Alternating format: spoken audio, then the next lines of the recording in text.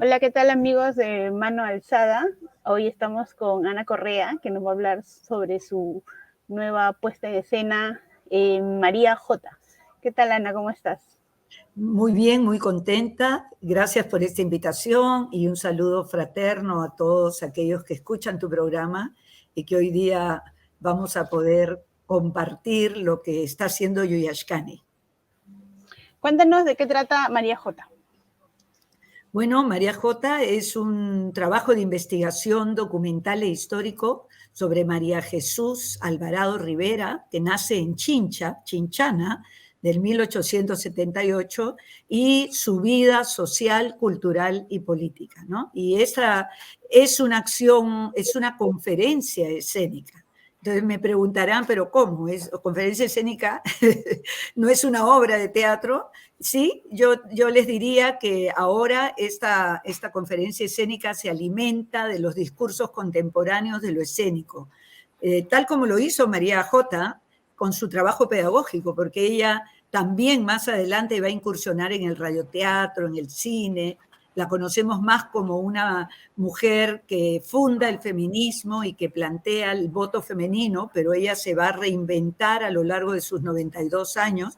Y entonces, en este espacio, en esta conferencia escénica, se va a generar un espacio en donde las historias personales se van a encontrar con las historias sociales, ¿no? Entonces, el lenguaje escénico va a transitar entre el testimonio, la representación y la presentación, ¿no? Y yo voy a compartir a lo largo de 1 hora y cuarto tanto el archivo personal de ella, ¿no?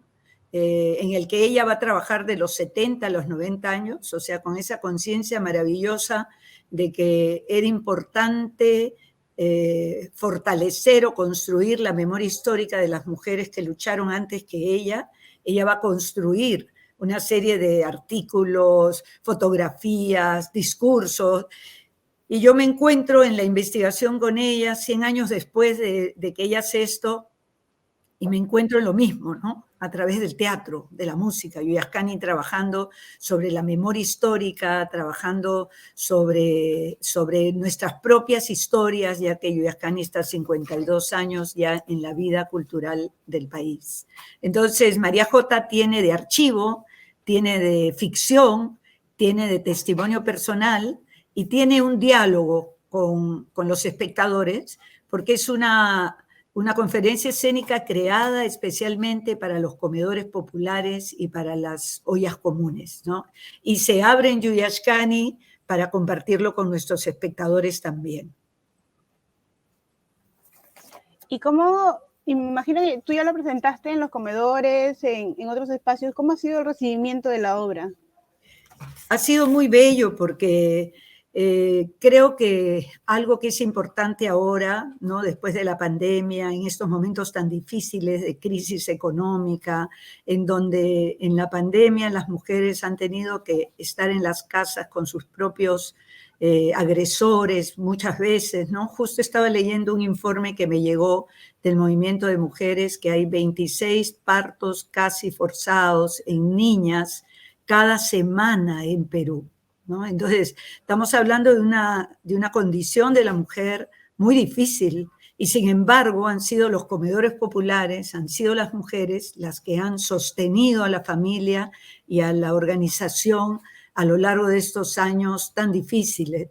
Entonces, la obra ha fortalecido, ha dado coraje, ¿no? Está dando coraje, está ayudando a entender que nuestra pequeña lucha es parte de un todo, ¿no? Y está abriendo horizontes, y eso es lo importante. Y al final, como ya en la obra hubo un momento de conversación, ¿no? Donde la gente comenta, dice, responde, al final hay un conversatorio muy bello en donde ellas van compartiendo momentos importantes de su vida, ¿no? Momentos sobre todo de su vida organizacional, en el caso de Villa El Salvador, ¿no? Y también en los momentos difíciles que están pasando ahora, ¿no? Entonces yo siento que el comedor popular es una célula madre en este momento, y es un espacio muy importante. Entonces, abrir Yuyashkani ahora para mostrar la obra es también invitar a todas las compañeras, compañeros que tienen contactos, vínculos con los comedores populares de sus barrios, para vincularnos, para hacer este tránsito hacia el comedor, porque esa es la idea de esta conferencia escénica, ¿no? Este diálogo necesario para fortalecer el coraje, ¿no? ¿Y cómo nace este interés por María Jesús Alvarado? ¿Por qué la eliges a ella, a nuestra primera feminista, como parte central de esta obra? Son dos motivos personales. Uno, que yo estudié en el Colegio María Alvarado. Y el María Alvarado va a comenzar siendo Lima High School. Ya es un colegio centenario, ¿no? Y como en los años 40, 42, con un decreto de gobierno, se va a plantear que los colegios tomen nombres de figuras culturales, educativas o heroínas, héroes para peruanos. Y se le va a poner el nombre de María Alvarado.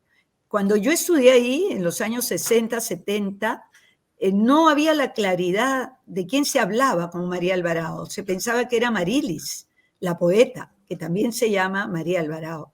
Pero más adelante, recién en la época del centenario del discurso de María Jesús, hay una reafirmación firme de parte del colegio de que el nombre del colegio tiene que ver con María Jesús Alvarado.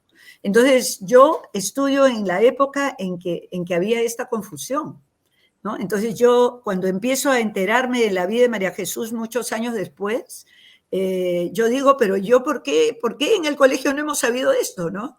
Es un colegio muy bueno, es un colegio donde se fortalece a las mujeres, salimos mujeres trabajando, salimos fuertes, claras en el estudio, en el avance, pero no teníamos el feminismo ni el compromiso social y político que va a plantear María Jesús Alvarado y la primera organización feminista que se va a fundar en 1914, que se va a llamar Evolución Femenina.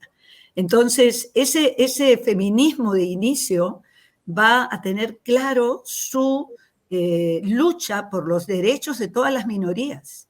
Para María Jesús, cuando se da el voto femenino, ella va a decir, esto no es un triunfo de la mujer, esto es un triunfo de la humanidad, ¿no? Entonces estamos hablando de un feminismo que está luchando por la transformación de una humanidad para ser más humanos, para permitir que haya otra manera de vivir en el planeta.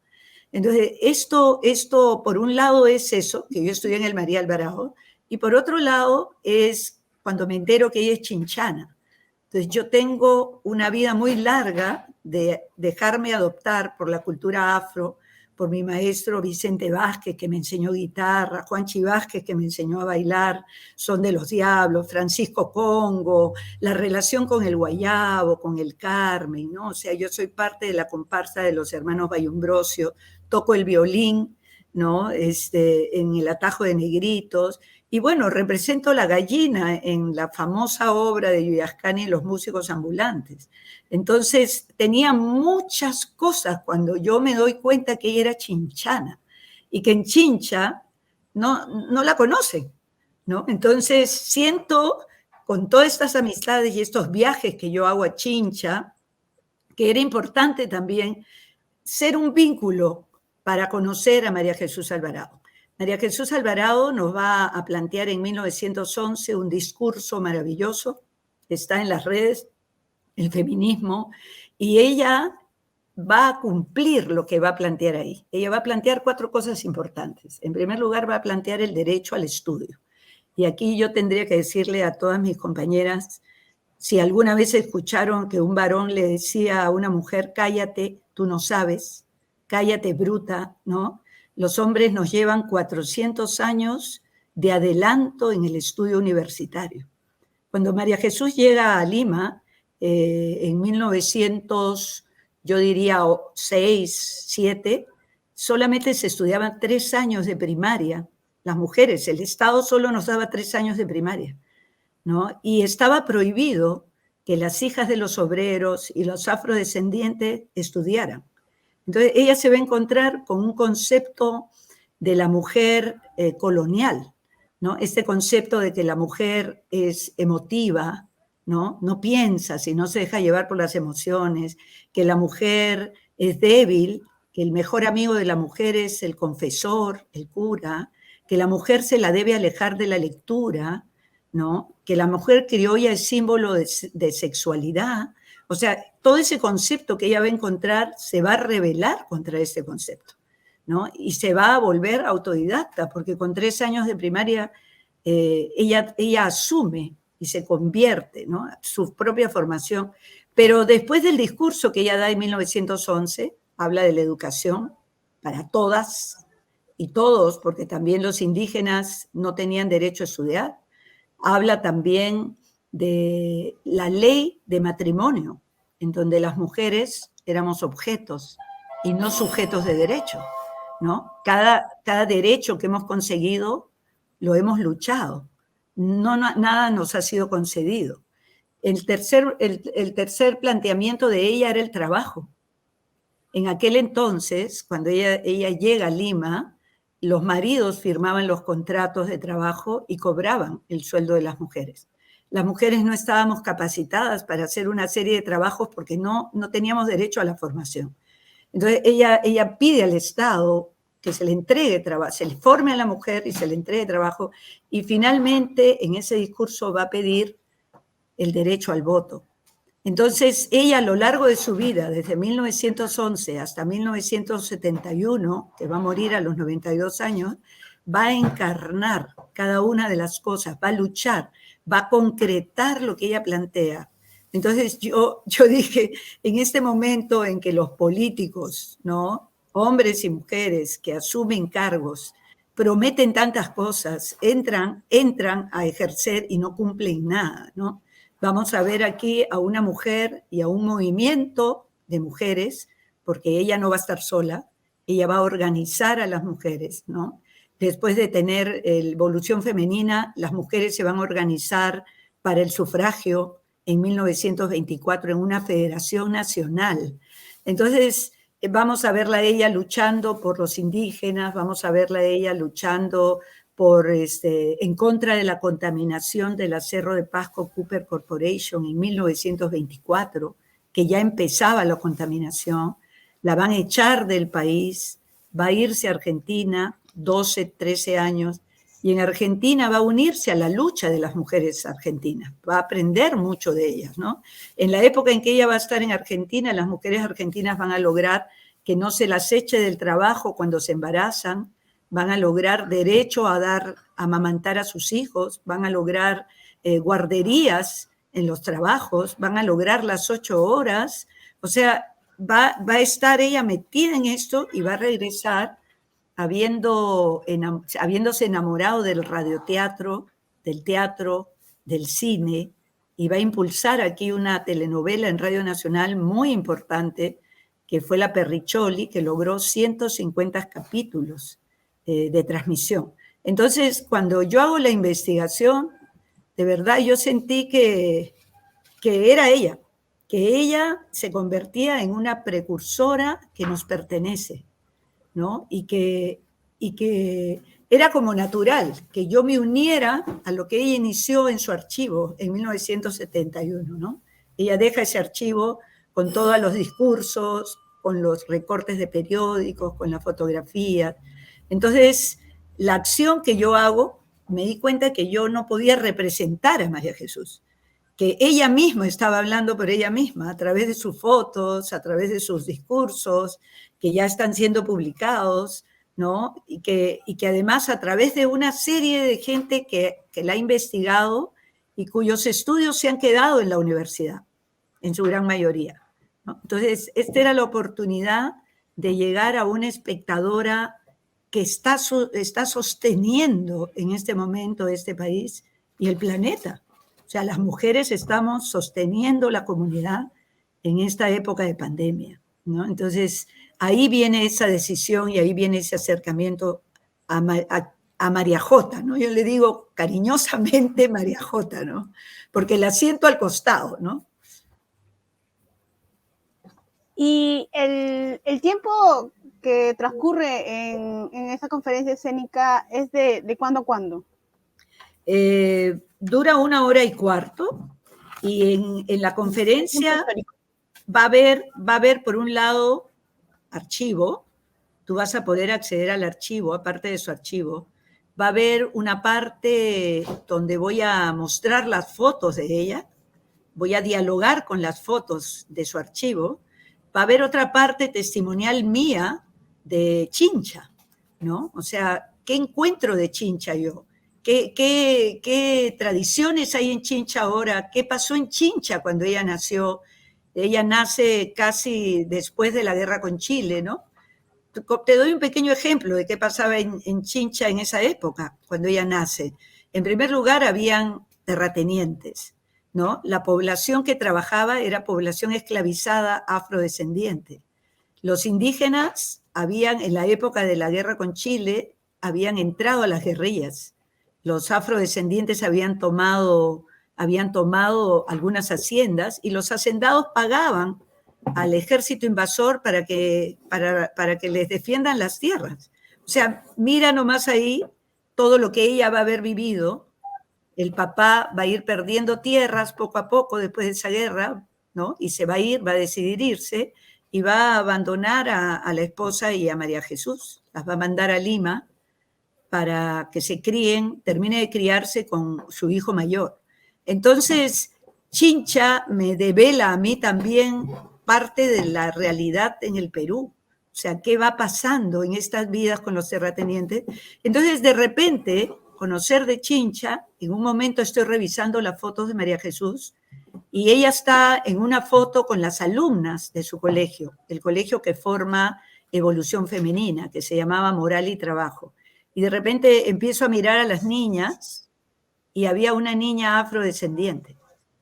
En un momento en que el colegio estatal le prohíbe el ingreso, el movimiento Evolución Femenina abre un colegio justamente para hijas de obreros y afrodescendientes, ¿no? Entonces, este hacer, eso es lo que voy a ir develando a lo largo de la obra.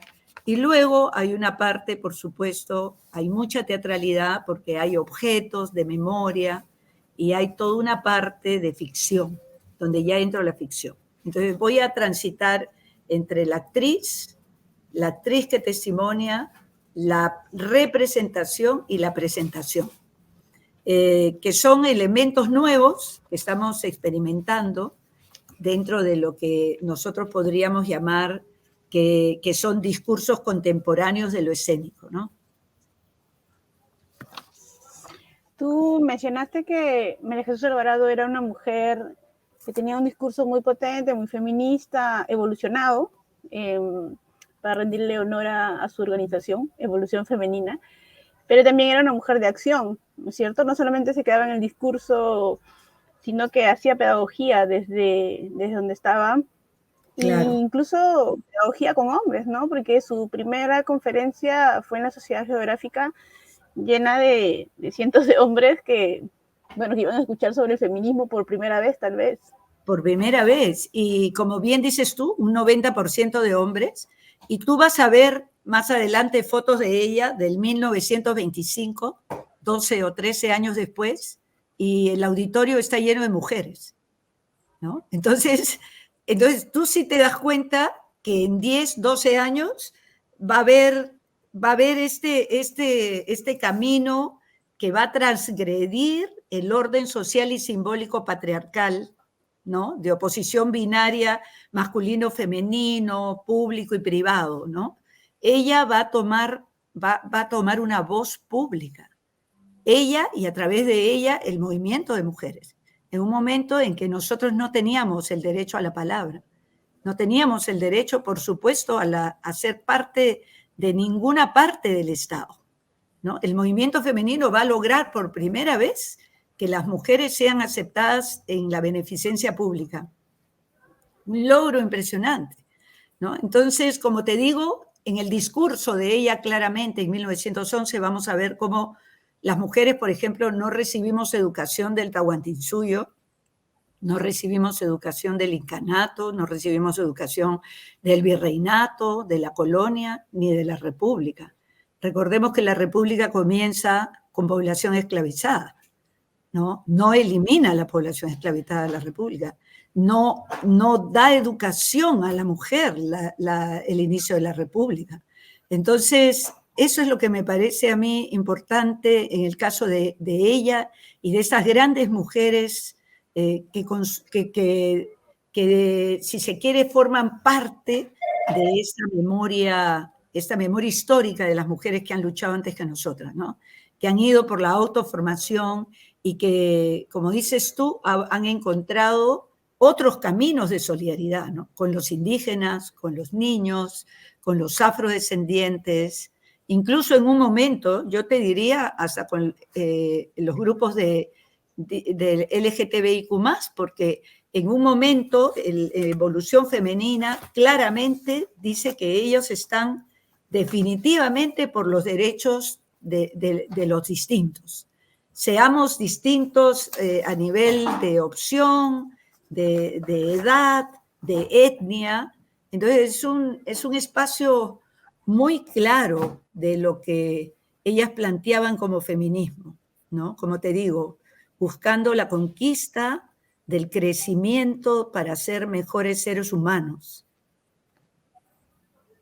Sí, y creo que todas ellas, las primeras feministas, tenían claro que el camino era la educación de las mujeres y de todas las poblaciones en situación de marginalidad.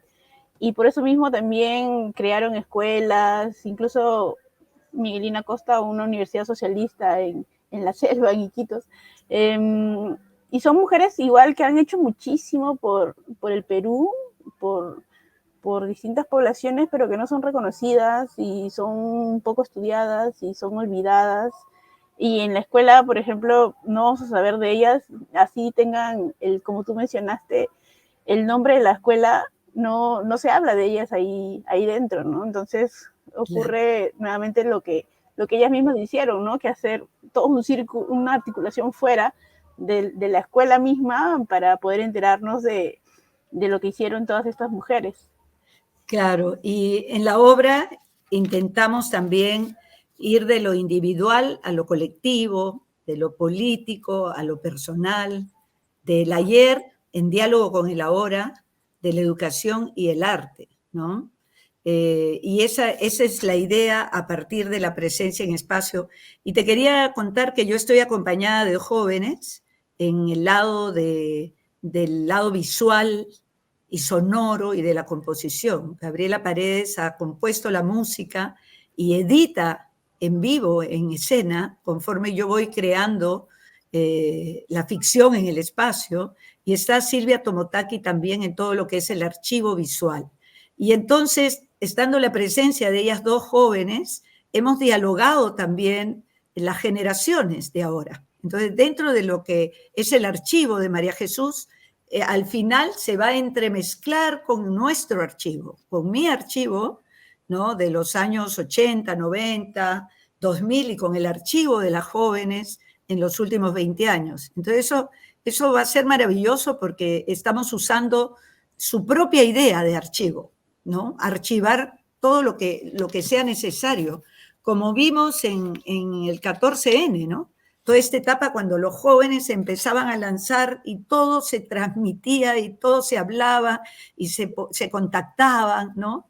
Y entonces le hemos dado ese lado también a la obra para que haya este ayer y hoy, ¿no? Que es una de las cosas que más nos interesa, ¿no? Y la otra cosa que te quería decir es, Yuyascani, estamos reabriendo la casa. Hemos estado cerrados 2 años. Todo se abrieron restaurantes, se abrieron cines, pero no se abrió el teatro, ¿no? Entonces, estamos abriendo con un estreno este fin de semana, inmediatamente viene Cartas de Chimbote, ¿no?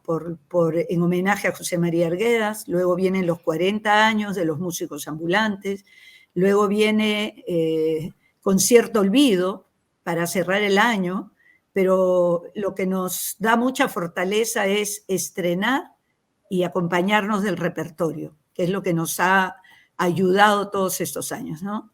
Hemos ganado, ahora estamos reabriendo la sala, pero también hemos ganado en el frontis de la casa una terraza cultural, que es la que pudimos abrir desde hace un año, y a lo largo de estos 2 años también podemos decir que somos miembros del movimiento de grupos de teatro independiente, de la red de salas, de salas alternativas y salas teatrales.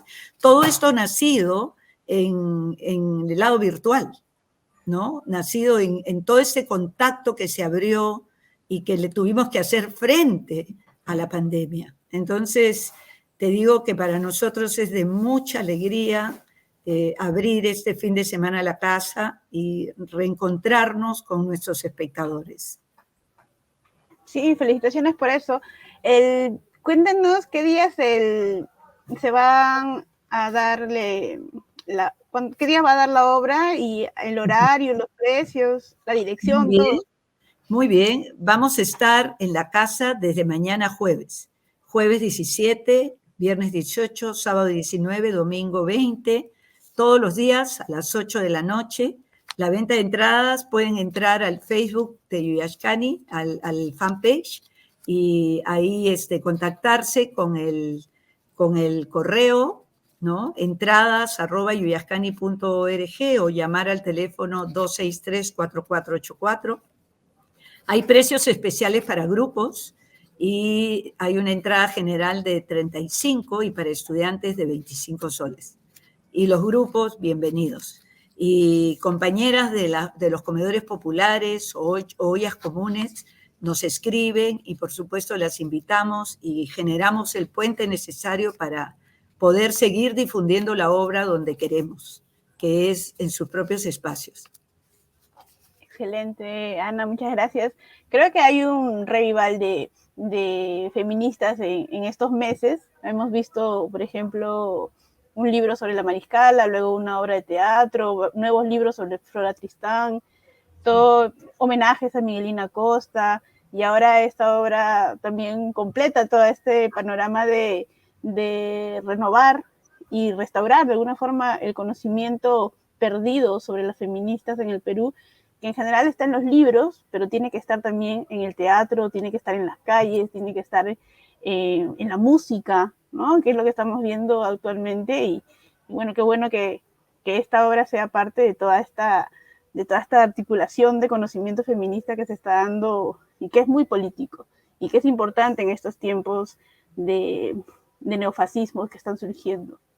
Sí, es verdad. Y te agradezco mucho, los invito, ¿no? Como dije, finalmente siento yo haber encontrado a María Jesús y poder hacer este diálogo o generar este puente, ¿no? El teatro como un espacio de reparación simbólica, pero también de reconstrucción de nuestra memoria. Y un espacio que María Jesús también usó, ¿no? Ella usó la radionovela y a través de la radionovela generó arte, ¿no? Sus obras sobre el amor de Manuelita Sáenz y Bolívar, una Manuela Sáenz que no se le reconoce todavía aquí en el Perú, ¿no? Una aguerrida mujer que estuvo como capitana de húsares en la batalla de Ayacucho. Espero que en el 2024 podamos hacer los reconocimientos necesarios. Ella ya escribía sobre ella escribió también sobre la Perricholi, una novela muy larga, ella escribió sobre Juana de Dios, Manrique, que le escribía las cartas a José Olaya, ¿no? Entonces ella hizo una investigación, ella hizo una obra de arte, ella escribió poesía. Entonces, todos estos elementos a mí me parecen importantísimos de poder compartirlo, conocerlo, y a través del arte, de la ficción, de la representación y la documentación, poder enganchar de otra manera y hacer llegar a ella, hacerla llegar y regresarla a Chincha, ¿no? Regresarla a Chincha, regresarla, ¿qué importa? 200 años después, pero regresarla viva, como yo la siento en este momento, ¿no? Y como quiero que los asistentes y las asistentes lo sientan. Excelente.